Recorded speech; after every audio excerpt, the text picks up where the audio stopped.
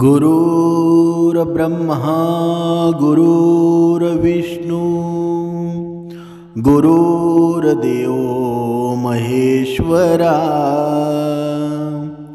सद्गुरु साक्षात परब्रह्म तस्मै श्री सद्गुरवे नमः। जय जय रघुवीर समर्थ श्री राम समर्थ।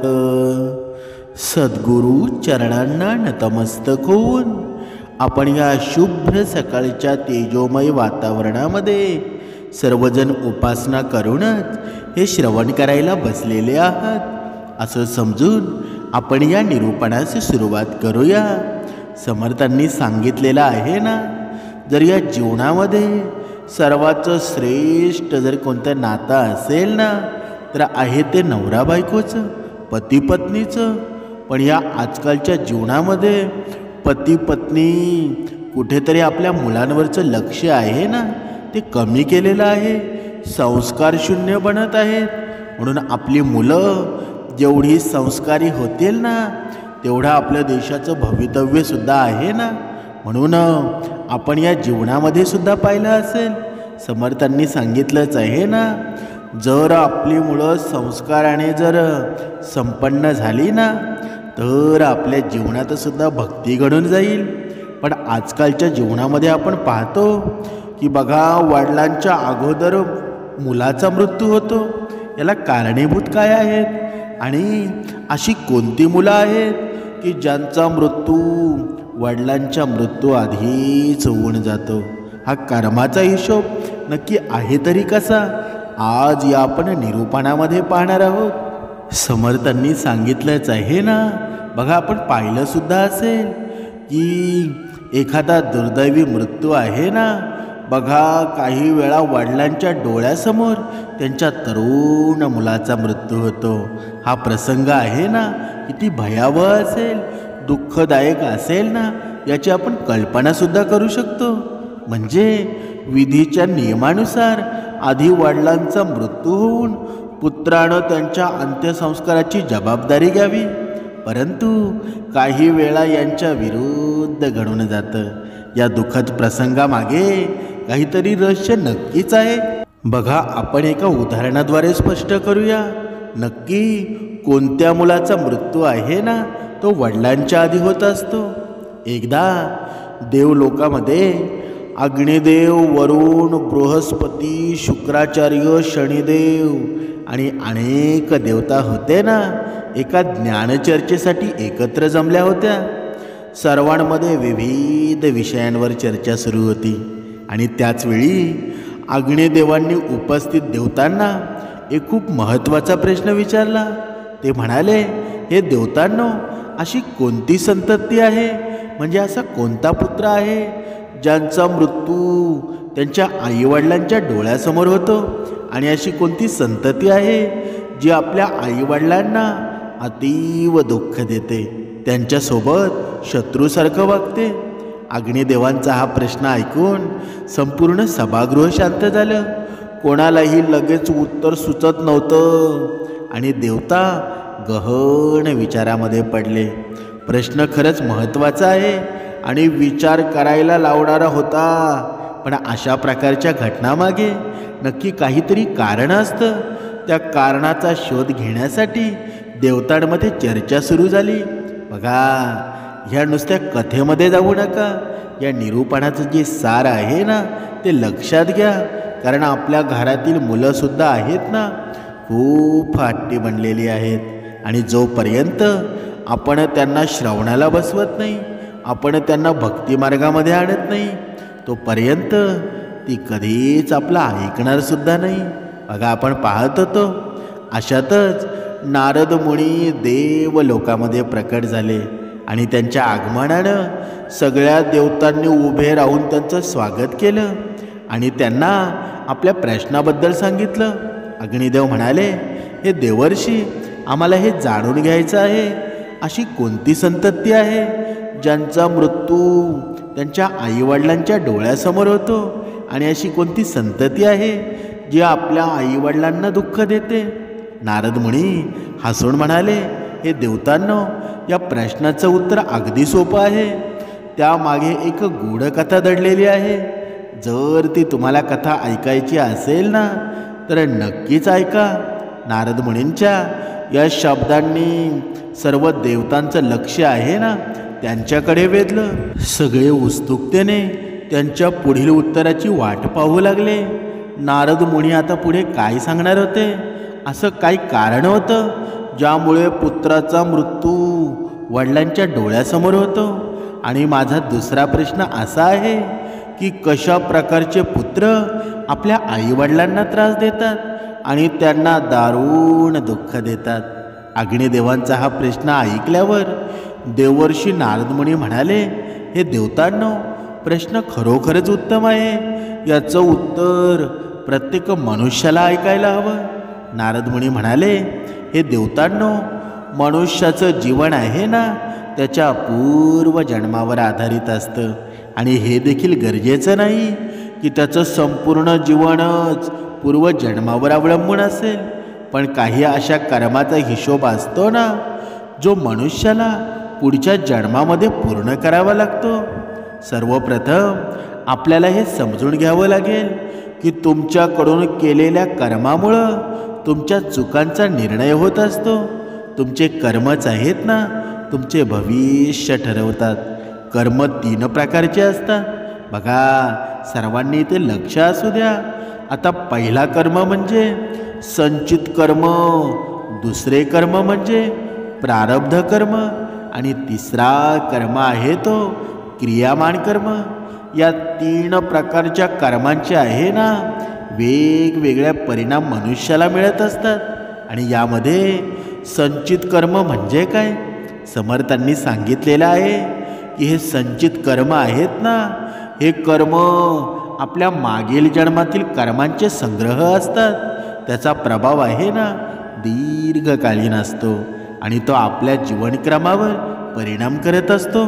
असे कर्म आहेत ना आपल्या पुढील जन्मामध्ये आपल्या बरोबर राहतात आणि त्या कर्माचं फळ आहे ना कधी सुखाच्या तर कधी दुःखाच्या रूपामध्ये आपण बघतो. मृत्यूनंतर जर हे भौतिक शरीर नष्ट होत असले तरी ते सूक्ष्म शरीर आहे ना आत्म्याबरोबर जन्मोजन्मी जोडलेलं असतं.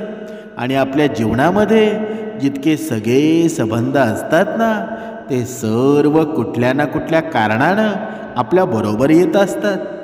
कधी एका जन्मात तर कधी दुसऱ्या जन्मामध्ये, म्हणजे वेगवेगळ्या रूपामध्ये आपल्या कर्मांचा हा हिशोब आहे ना तो चुकवायला येत राहतात. देवर्षी नारद मुनींचं हे बोलणं ऐकून सर्व देवता म्हणाले, हे देवर्षी, तुमची ही गोष्ट आहे ना आमच्या समजण्याच्या पलीकडे वाटते. कृपा करून आम्हाला अधिक साध्या भाषेत समजावा. त्यावर नारद मुनी म्हणाले, हे देवतांनो, लक्षपूर्वक ऐका. मी तुम्हाला एका अद्भुत आणि ज्ञानवर्धक कथा सांगतो. या कथेद्वारे तुम्हाला हे उत्तरसुद्धा मिळून जाईल का पुत्राचा मृत्यू आहे ना वडिलांपूर्वी का होतो आणि कोणते पुत्र आपल्या आईवडिलांना दारुण दुःख देतात. देवर्षी नारद मुनींचं हे बोलणं ऐकून सर्व देव शांत झाले आणि कथा ऐकण्यासाठी तयार झाले. ही कथा सांगताना नारद मुनी म्हणतात, हे देवतांनो, प्राचीन काळातील ही गोष्ट आहे. एका गावामध्ये एक शेतकरी राहत होता आणि त्यांच्या कुटुंबामध्ये त्याची पत्नी आणि एक मुलगा होता. शेतकऱ्याच्या मुलाचं नाव होतं अर्जुन. काही वर्षानंतर शेतकऱ्याच्या पत्नीचं निधन झालं. जेव्हा शेतकऱ्याच्या पत्नीचं निधन झालं ना त्याच वेळी त्याच्या मुलाचं वय 5 वर्ष होतं. काही काळानंतर शेतकऱ्यानं दुसरं लग्न केलं आणि त्याच्या दुसऱ्या पत्नीपासून दुसरा एक मुलगा जन्माला आला ज्याचं नाव विक्रम ठेवलं. काही वर्षांनी शेतकऱ्याच्या दुसऱ्या पत्नीचंही निधन झालं. आपल्या पत्नीच्या निधनानं तो शेतकरी खूप दुःखी झाला आणि त्यानं आपल्या पत्नीचे संपूर्ण विधीपूर्वक अंतिम संस्कार केले. त्यानंतर तो घरी परतला आणि आपल्या दोन्ही मुलांसह आपलं जीवन व्यतीत करू लागला. हळूहळू वेळ पुढे जात होता. शेतकऱ्याचा मोठा मुलगा अर्जुन तो पहिल्या पत्नीपासून जन्मलेला होता. तो विवाहासाठी आता योग्य वयाचा झाला होता. शेतकऱ्यानं आपल्या मोठ्या मुलासाठी एक चांगली वधू शोधली आणि मोठ्या थाटामाठात त्याचा विवाह करून दिला. मात्र काही दिवसानंतर अचानक शेतकरी आजारी पडला आणि शेतकऱ्याच्या मुलानं म्हणजे त्या अर्जुननं आपल्या वडिलांसाठी खूप औषधोपचारसुद्धा केले. पण आजार गंभीर असल्यानं शेतकऱ्याची तब्येत दिवसांदिवस खालावत गेली आणि एका दिवशी त्याचा मृत्यू झाला. शेतकऱ्याचा जो लहान मुलगा विक्रम होता ना, जो त्याच्या दुसऱ्या पत्नीपासून जन्मलेला होता, तो आपल्या सावत्र भावासोबत राहू लागला. अर्जुन आपल्या लहान भावाशी खूप प्रेमाने वागायचा. हळूहळू वेळ पुढे सरकत होता. पण एक दिवस अचानक विक्रम आजारी पडला. जेव्हा त्याची प्रकृती अधिकच बिघडू लागली तेव्हा अर्जुननं त्या नगरातील वैद्यांकडून त्याचे उपचार केले. मात्र कोणताही आराम मिळत नव्हता. देवर्षी नारद मुनी पुढे म्हणतात, आता तुमच्या लक्षात असू द्या की ही कथा आहे ना, देवतांना देवर्षी नारद मुनी सांगत आहेत. हे देवतांनो, पुढील गोष्ट लक्षपूर्वक ऐका, कारण आता तुम्हाला समजेल की अशा कोणत्या कर्मामुळं वडिलांपूर्वी पुत्राचा मृत्यू होतो. शेतकऱ्याच्या मोठ्या मुलानं अर्जुननं आपल्या लहान भावासाठी अनेक वैद्यांकडून उपचार केले. पण विक्रमच्या प्रकृतीमध्ये काही सुधारणा झाली नाही. त्याच वेळी विक्रमची प्रकृती होती ना, दिवसेंदिवस बिघडत चाललेली होती. त्याच्या या उपचारासाठी घरातील बराच पैसा खर्चसुद्धा झाला होता. उपचार करताना अर्जुन आता थकून गेला होता. एके दिवशी अर्जुननं आपल्या पत्नीशी चर्चा केली आणि म्हणाला, माझा सावत्र भाऊ विक्रम, जो माझ्या सावत्र आईपासून जन्मलेला आहे, जर तो मरून गेला ना, तर आम्हाला त्याच्या उपचारावर पैसे खर्च करावे लागणार नाहीत. शिवाय मालमत्तेतला त्याचा हिस्सा आहे ना, तो देखील आपल्याला मिळेल. त्याच्या वाट्याचा सगळा जमीन जुमला आपल्याकडे येईल. त्या दुष्ट अर्जुनला आपल्या भावाच्या जीवापेक्षा अधिक प्रिय त्याला धन वाटत होतं आणि विक्रमच्या मालमत्तेचा वाटा होता. म्हणून म्हणतात ना, ज्याच्याकडे जास्त धन असतं ना, तो त्याच्या धनासाठी अधिक वेडा होतो. अर्जुनच्या या योजनेचे त्याच्या पत्नीला खूप कौतुक वाटलं. तिने आपल्या पतीला सांगितलं, आपण त्याला मारू शकत नाही. जर आपण त्याला मारलं ना, तर लोकांना कळून जाईल की आपण लोभाने त्याला ठार मारलं आहे. असं करूया की हे काम एखाद्या वैद्याच्या मदतीने करून घेऊ. तुम्ही जा आणि एखाद्या वैद्याला धनाचा लोभ दाखवा. त्याला सांगा की औषधाच्या नावाखाली विक्रमला विष देऊन मारून टाकावं. अशा प्रकारे कोणालाही याचा संशयसुद्धा येणार नाही आणि कुठलेही नातेवाईक आपल्यावर शंकासुद्धा घेणार नाहीत. सर्वजण म्हणतील की हा आजारी होता म्हणून आजारपणामुळे याचा मृत्यू झाला आहे. मोठ्या भावानं अर्जुननं आपल्या पत्नीचा सल्ला मांडला आणि विचार करू लागला. एखाद्या वैद्याशी बोललं ना, तर आपलं काम होऊन जाईल. मग काय, अर्जुन एका वैद्याकडे जातो आणि त्याला पैशांचं प्रलोभन देतो. तो वैद्य पैशाचा खूपच लालची होता. अर्जुननं जेव्हा त्याच्याशी बोलून सांगितलं ना की मला माझ्या छोट्या भावाला विष देऊन मारायचं आहे, जेव्हा तो वैद्य आधी थोडा घाबरला, पण अर्जुननं त्याला त्या कामासाठी 500 सुवर्णमुद्रांचं आमिष दिलं. तेव्हा वैद्य लगेच तयार झाला. दुसऱ्या दिवशी तो वैद्य अर्जुनच्या सावत्र भावाचा म्हणजे विक्रमचा उपचार करण्याच्या बहाण्यानं घरी येतो आणि त्याला विषारी औषध देऊन निघून जातो. त्या विषाच्या प्रभावामुळं विक्रमचा त्वरित मृत्यू होतो. आपल्या छोट्या भावाच्या मृत्यूनंतर अर्जुन आणि त्याची पत्नी खूप आनंद साजरा करतात.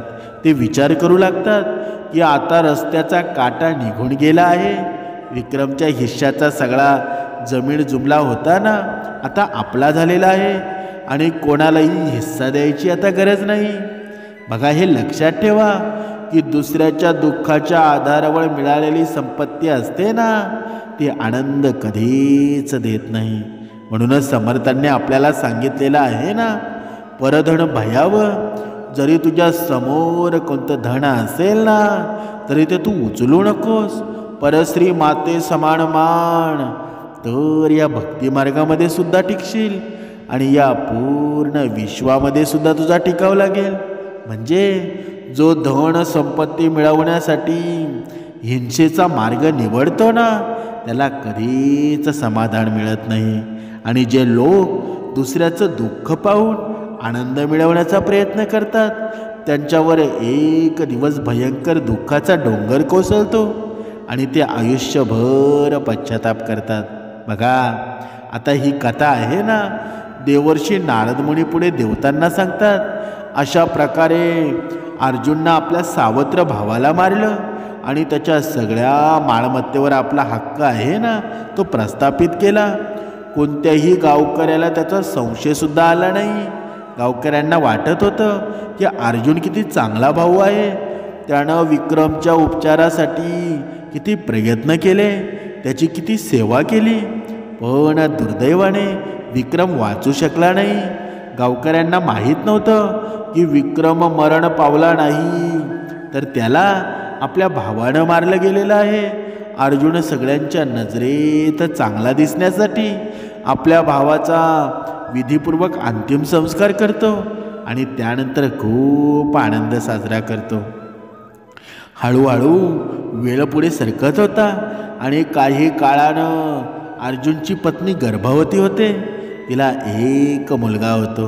मुलगा झाल्याच्या आनंदामध्ये अर्जुन आणि त्याची पत्नी मोठ्या थाटामाठामध्ये सण साजरा करतात आणि संपूर्ण गावात मिठाई वाटतात आणि मुलांच्या संगोपनामध्ये गुंतून जातात. काही वर्षांनी तो मुलगा तरुण होतो आणि अर्जुन त्याच्या मुलासाठी एक सुंदर वधू शोधतो आणि मोठ्या थाटामाटामध्ये त्याचं लग्नसुद्धा लावून देतो. पण लग्नानंतर काही दिवसांनी अर्जुनचा मुलगा अचानक आजारी पडतो. आईवडिलांनी त्याच्या उपचारासाठी अनेक वैद्य बोलवले, पण जो जेवढे पैसे मागायचा ना, तेवढे पैसे त्याला दिले जात होते. कारण वडिलांना आपल्या मुलाचे प्राण वाचवायचे होते. मुलाच्या उपचारासाठी त्यांनी आपली अर्धी संपत्ती विकून टाकली. पण म्हणतात ना, ज्याच्यावर जितके कर्ज असते ना, ते कर्ज माणसाला चुकवावंच लागतं. त्या मुलाची तब्येत दिवसेंदिवस खालावत होती. तो मुलगा इतका आजारी झाला ना, की मृत्यूच्या दारामध्ये पोचला आणि त्याचं शरीर अशक्त झालं. त्याला बघायला गावातील लोकसुद्धा त्याच्या घरात जमा झाले. त्याचे वडील फार दुःखी होऊन आपल्या मुलाकडे पाहत म्हणाले, माहीत नाही देव मला कोणत्या पापाची शिक्षा देत आहे. इतक्यात त्या मुलानं अचानक आपल्या वडिलांना हाक मारली आणि म्हणाला, भाऊ, आता माझे सगळे हिशोब पूर्ण झाले आहेत. फक्त आता माझ्या अंतिम संस्कारासाठी लागणाऱ्या गोष्टींची तयारी करा. हे ऐकून वडिलांना वाटलं की आजारपणामुळं मुलाचं मन बधीर झालेलं आहे. ते म्हणाले, मी तुझा बाप आहे आणि तू मला भाऊ का म्हणतो आहेस बरं? तेव्हा तो मुलगा म्हणाला, नाही भाऊ, या जन्मामध्ये तुम्ही माझे बाप आहात, पण गेल्या जन्मात तुम्ही माझा भाऊ होतात. आठवा हेच गाव होतं आणि मी तुझा सावत्र आईचा मुलगा, तुझा लहान सावत्र भाऊ होतो. याच प्रकारे 4 पायीवर पडून होतो. माझ्या संपत्तीवर हक्क मिळवण्यासाठी तुम्ही मला विष देऊन मारलं होतं. आज तुमच्यावर असलेले माझे सगळे कर्ज आहे ना, मी हळूहळू उपचाराद्वारे परत घेतलं आहे. हे ऐकताच त्याचे वडील जोरजोराने रडू लागले आणि म्हणाले, माझ्या घराचा विनाश झाला आहे. मी हे काय केलं? माझ्या कर्माचं फळ आता मला भोगावं लागलं आहे. पण मला एक गोष्ट समजत नाही, यात तुझ्या पत्नीचा काय दोष आहे बरं? मी तर फक्त तुझ्यासोबत सन्मानाने घरात आली होती. ती निर्दोष आहे, पण सती प्रथेमुळं तिलाही आता तुझ्यासोबत जाळले जाईल. तेव्हा तो मुलगा म्हणाला, भाऊ, माझं बोलणं लक्षपूर्वक ऐका. तुम्ही ज्याला माझ्या उपचारासाठी बोलावलं होतं ना, त्या वैद्यानं तुमच्या सांगण्यावरून मला विष दिलं होतं. तो वैद्य आहे ना, धनाच्या लोभामुळं एक निर्दोष जीव मारायला तयार झाला. पण लक्षात ठेवा, जो माणूस धनाच्या लोभानं निरापराध माणसाचा जीव घेतो ना, त्याला त्याच्या कर्माचं फळ नक्कीच मिळत असतं. माझ्या मृत्यूनंतर 4 वर्षांनी त्या वैद्याचा अकस्मात मृत्यू झाला आणि त्याच्या मृत्यूनंतर त्याला एका मुलीच्या रूपामध्ये जन्म मिळाला. आणि तीच मुलगी आहे ना, आज माझ्या पत्नीच्या रूपामध्ये या घरात आली आहे. माझ्या मृत्यूनंतर तिलाही तिच्या कर्माचं फळ भोगावं लागेल आणि मला जाळताना तिलाही जाळलं जाईल. हे सांगताच त्या मुलाचे प्राण गेले. त्याच्या मृत्यूनंतर त्याच्या वडिलांची सगळी संपत्ती नष्ट झाली आणि त्याची पत्नी सतीप्रथेच्या अंतर्गत जिवंत जाळली गेली.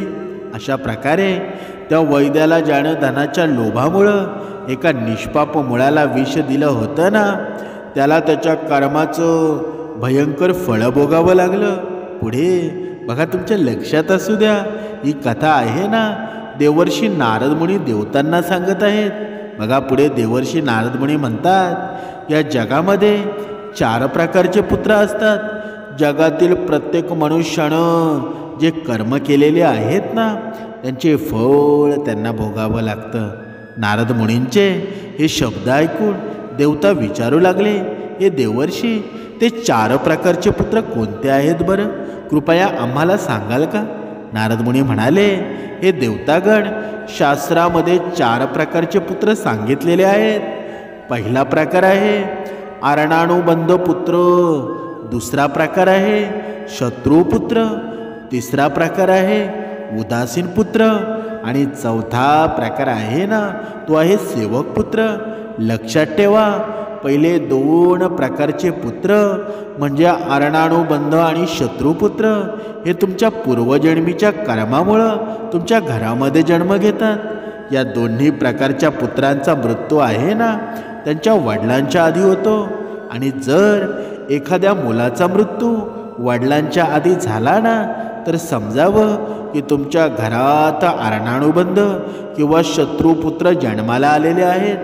धार्मिक मान्यतेनुसार जर तुम्ही पूर्वजन्मामध्ये कोणाला त्रास दिला असेल किंवा कोणाला दुःख पोचवला असेल ना, तर तो व्यक्ती कदाचित तुम्हाला नुकसान करण्याची इच्छा ठेवतो. पण एखाद्या कारणामुळं तो बदला घेऊ शकत नाही आणि तो तडफडून मरून जातो. तर समजावं की तो व्यक्ती या जन्मात तुमचा पुत्र बनून येतो आणि तो त्याचा बदला नक्कीच पूर्ण करतो. त्यामुळं तुम्हाला तुमच्या डोळ्यासमोर स्वतःच्या मुलाचा मृत्यू पाहावा लागतो. यापेक्षा मोठं दुःख एखाद्या पित्याला आणखी काय असू शकतं बरं? बघा, एक गोष्ट लक्षात ठेवा, जर तुमचा पुत्र तुम्हाला मृत्यू समान कष्ट देत असेल तर समजावं तुमच्या पूर्वजन्मातील शत्रू असू शकतो किंवा तो एखादा व्यक्ती असू शकतो ज्याला तुम्ही मृत्यू समान कष्ट दिले होते. अशी संतती आहे ना, तुमच्या आयुष्याला त्रासदायक बनवते, तुमचं जीवन नष्ट करते आणि शेवटी तुमच्यावर भिक्षा मागायची वेळ आणते. पुढे नारद मुनी म्हणाले, हे देवतागण, या महाभारताच्या युद्धाच्या वेळी भगवान श्रीकृष्णांनी अर्जुनाला गीतेचं ज्ञान देताना सांगितलं, हे पार्थ, या नश्वर संसारातील सगळे नातेगोते आहेत ना, हे माणसाच्या पूर्वजन्मातील कर्मानुसार मिळतात.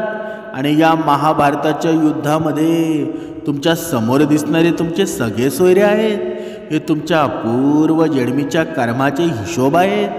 भगवान श्रीकृष्ण पुढे म्हणाले, हे अर्जुन, पूर्वजन्मात जेव्हा तुम्ही धर्माचा पुत्र नव्हता ना आणि मी तुमचा मोठा भाऊ नारायण होतो, तेव्हा तुम्ही मला युद्धात पराजित केलं. त्यावेळी तुमच्या भावानं तुमच्या विरुद्ध बदला घेण्याची प्रतिज्ञा केली होती. तोच भाऊ आज तुमच्याशी लढायला म्हणजे दुर्योधनाच्या रूपामध्ये उभा आहे. श्रीकृष्ण पुढे म्हणाले, हे पार्थ, प्राणाला त्याच्या कर्माचं फळ भोगावं लागतं. ज्याच्यावर जितके कर्ज आहे ना ते कर्ज त्याला अनेक जन्मामध्ये फेडावं लागतं. आता हीच गोष्ट भगवान श्रीकृष्णांनी पितामह भीष्मांनाही सांगितली होती. महाभारताचे भीषण युद्ध संपल्यानंतर पांडव भगवान श्रीकृष्णासोबत पितामह भीष्मांचा आशीर्वाद घ्यायला गेले होते. तेव्हा पितामह भीष्मांनी भगवान श्रीकृष्णांना विचारलं, हे वासुदेव, मी कोणत्या कर्मामुळं या बघा नुकील्या बाणांवर पडून असह्य कष्ट भोगत आहे. तेव्हा भगवान श्रीकृष्ण हसून म्हणाले, हे पितामह, तुम्हाला तुमच्या मागच्या जन्माचे कर्म आठवतात का? पितामह म्हणाले, हे वासुदेव, मला माझ्या मागच्या 100 जन्माचे कर्म आठवतात आणि त्यात मी कधीच कोणाचं वाईट केलेलं नाही. त्यावर भगवान श्रीकृष्ण म्हणाले, पितामह, तुम्ही मागच्या 100 जन्मांमध्ये कोणतेही पाप केलं नाही, पण तुमच्या 101व्या जन्मातील पापाचं फळ आहे ना ते तुम्हाला मिळत आहे. 101व्या जन्मामध्ये तुम्ही राजा होता आणि एकदा तुम्ही शिकारीसाठी जंगलामध्ये गेला होतात. खूप थकल्यानंतर तुम्ही एका झाडाखाली विश्रांतीसाठी बसलात आणि त्या झाडावरून एक किडा तुमच्यावर पडला. रागाच्या भरामध्ये तुम्ही त्या किड्याला उचलून काट्यांवर फेकलं आणि त्या किड्यांच्या पाठीला काटे टोचले गेले आणि तो किडा आहे ना त्या वेदनांमध्ये खूप दिवस तडफडत राहिला. त्याचं दुःख तुमच्या कर्मात जमा झालं, पण तुमच्या पुण्यकर्मामुळं ते पाप लगेच फळित झालं नाही. हे ऐकून पितामह भीष्म म्हणाले, मग आज का बरं? त्यावर भगवान श्रीकृष्ण म्हणाले, दुर्योधनाच्या सभेमध्ये जेव्हा द्रौपदीचं बघा ते हरण होत होतं तेव्हा तुम्हाला तिच्या वाचवण्याची संधी होती. त्यानंतर तुम्ही दुर्योधनाला थांबवण्याचा प्रयत्न केला नाही आणि याच वेळी तुमचं सर्व पुण्य आहे ना ते कर्म निष्प्रभ झाले आणि 101 जन्मापूर्वीच्या पापाला फळित होण्याची संधी मिळाली. त्याचा परिणाम तुम्हाला आज भोगावा लागत आहे. जेव्हा आपण जन्म घेतो ना किंवा गर्भामध्ये असतो तेव्हा आपण ईश्वराकडे प्रार्थना करतो की या जन्मात आपण चांगले कर्म करू, परंतु जन्म घेतल्यानंतर आपण त्या गोष्टी विसरून जातो आणि या मोहमायाच्या आहारी जातो. कर्माचं हे फळ आहे ना कधी ना कधी नक्कीच मिळतं.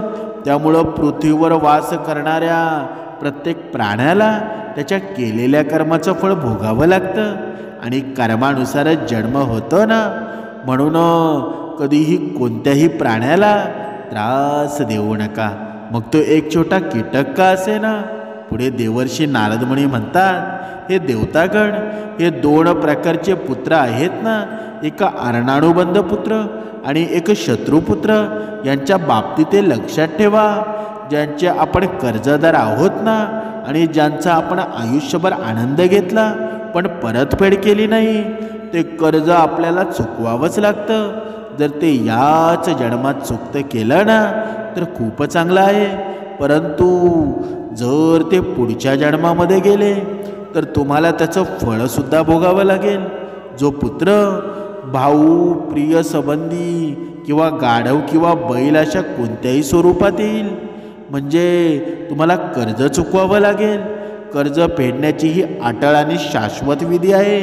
हे देवतागण, यामुळं अर्णानुबंध आणि शत्रुपुत्र आहेत ना यांचा मृत्यू वडिलांपूर्वी होतो आणि उरलेले 2 प्रकारचे पुत्र आहेत ना यामध्ये सेवक पुत्र हा सर्वात श्रेष्ठ मानला जातो. हा सेवक पुत्र आहे ना तुम्हाला तेव्हाच मिळतो जेव्हा तुम्ही मागील जन्मामध्ये निस्वार्थपणे एखाद्या व्यक्तीची किंवा गायीची सेवा केली असेल. तोच व्यक्ती आहे ना तुम्हाला या जन्मामध्ये सेवक पुत्र म्हणून मिळतो आणि तो आयुष्यभर तुमची सेवासुद्धा करतो. आता 4था प्रकार म्हणजे उदासीन पुत्र.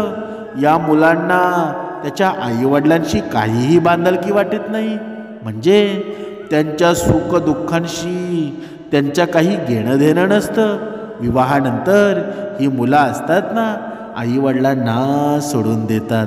जर एखाद्या पित्याला आपल्या डोळ्यांसमोर पुत्राचा मृत्यू पाहायचा नसेल तर त्याने नेहमीच लक्षात ठेवावं, कधीच कोणावर अन्याय करू नका, कोणाकडून कर्ज घेऊ नका, आणि घेतलं ना तर ते वेळेवर फेडा. आता दुसरी गोष्ट म्हणजे कोणाला एवढ्या प्रमाणात त्राससुद्धा देऊ नका की तो तुमच्यामुळं पीडित होऊन रडत बसेल. लक्षात ठेवा, अशा व्यक्ती संधी मिळाल्यावर आहे ना त्यांचा हिशोब चुकवायला नक्कीच येत असतो. म्हणून आता तुम्हाला समजलं असेल की कोणत्या प्रकारच्या पुत्रांचा मृत्यू आहे ना तो वडिलांपूर्वी होतो आणि कोणते पुत्र वडिलांना त्रास देण्यासाठी आलेले असतात. त्यामुळं माणसाने नेहमी सत्कर्म केले पाहिजेत, जेणेकरून त्यांचे पुण्य आहे ना ते कर्मफळ प्रबळ राहील. जर एखाद्या व्यक्ती अडचणीत असेल आणि त्याला तुमची गरज असेल, जर तुम्ही निसंकोचपणे निस्वार्थ भावनेने त्याला मदत केली पाहिजे. असे केल्यानं तुम्ही तुमचे पुण्यकर्म वाढवतच असता, ज्याचं फळ तुम्हाला स्वतः ईश्वर देतो. म्हणूनच समर्थांनी सांगितलंच आहे ना, दुसऱ्याच्या जीवनामध्ये आनंद निर्माण करा. तुमच्या जीवनामध्ये सुद्धा आनंद निर्माण झाल्याशिवाय राहणार नाही. म्हणून प्राणी मात्रामध्ये ईश्वर बघा, माणसामध्ये देव बघा. तुमचं देवत्व निर्माण झाल्याशिवाय राहणार नाही. जय जय रघुवीर समर्थ.